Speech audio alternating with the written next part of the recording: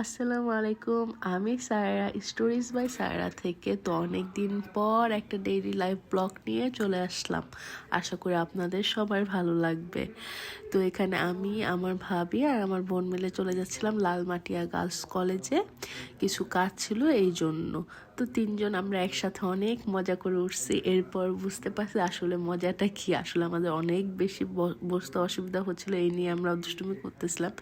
এরপর আমরা লালমাটিয়া গার্লস কলেজে চলে আসলাম। যেহেতু আমি এখানে ভর্তি হব, তাই আমি আর কি ঘুরে ঘুরে আশপাশগুলো দেখতেছিলাম যে কি কেমন, এগুলোই দেখতেছিলাম। ইচ্ছা আছে যদি সিলেকশনে নাম উঠে ইনশাল্লাহ এখানে ভর্তি হয়ে যাব। আর এখানে আমি আমার বোনের সাথে দুষ্টুমি করতেছিলাম। সকাল সকাল ওকে উঠে জোর করে নিয়ে আসি, এই জন্য ও খুব বিরক্ত হচ্ছিল।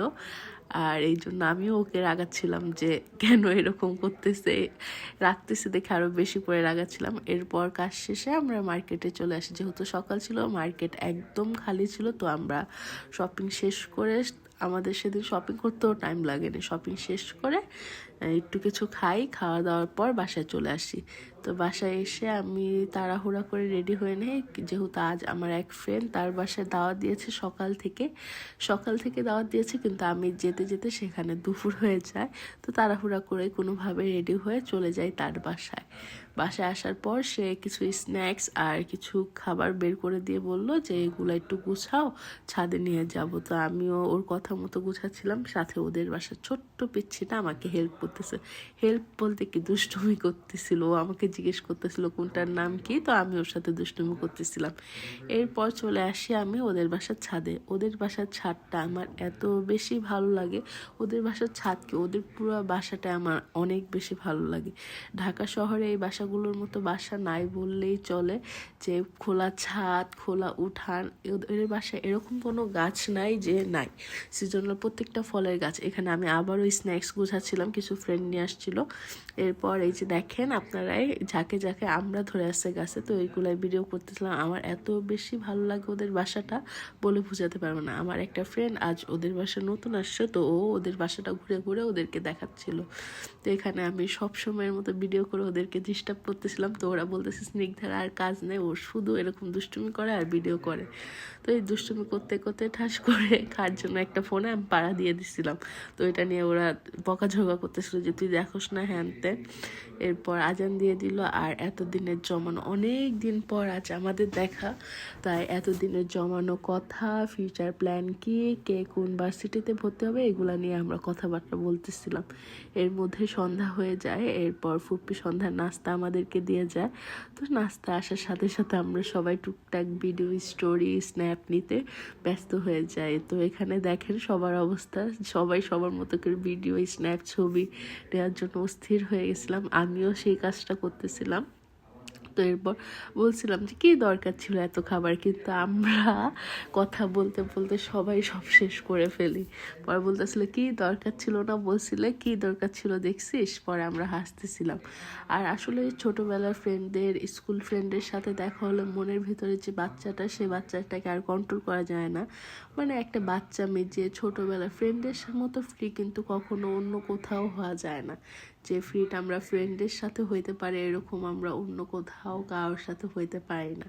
তখন আমরা পুরো আনম্যাচুরেট হয়ে যাই, সবাই সেই ছোট্টবেলার মতো দুষ্টুমি, শয়তানি খেলাতে মেতে উঠি, যা অন্য কারোর সাথে হওয়া যায় না। তো আমরাও ঠিক অনেক দিন দেখা হওয়ার পরে এই দুষ্টুমিগুলোই করতেছিলাম। এখানে আমি আর আমার ফ্রেন্ড এরকম, ও আমার বেস্ট ফ্রেন্ড, ও আর আমার ক্যাটাগরি অনেকটাই সেম, আমরা অনেক বেশি দুষ্টুমি করি। তো যেই বলে বলে যে তোদের চয়েস থেকে নিয়ে তোদের সব কিছু অনেক বেশি।